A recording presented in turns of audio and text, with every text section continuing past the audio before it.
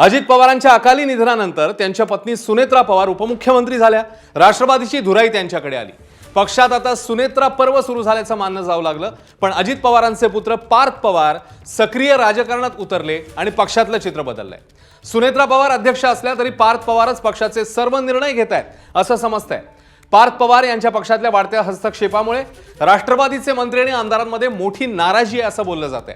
अजितदादांनंतर सुनेत्रा पवारांना पक्षातल्या पहिल्या फळीतल्या नेत्यांची मदत लागणार हे सर्वांनाच माहिती होतं आणि त्यांच्या पाठीशी उभं राहून पक्ष चालवण्याची नेत्यांची तयारीही होती। पण आता मात्र या बड्या नेत्यांना पक्षातल्या निर्णय प्रक्रियेत डावललं जातंय अशी चर्चा आहे। पार्थ पवारांच्या निर्णयांना सुनेत्रा पवारांची मूक संमती असल्याच्या चर्चेने आमदार आणि नेते अस्वस्थ असल्याचं समजतंय। आता त्यांना आपल्या भविष्याची चिंता सतावते असंही बोललं जातंय। अजित पवारांच्या हातात पक्षाची धुरा असताना त्यांनी पार्थ आणि जय या आपल्या मुलांना पक्षाच्या कारभारापासून दूर ठेवलं होतं।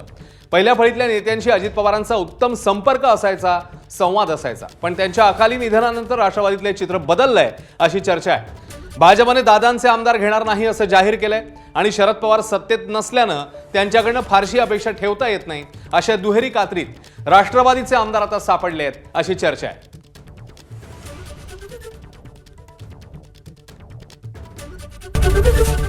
एबीपी माझा, उघडा डोळे बघा नीट।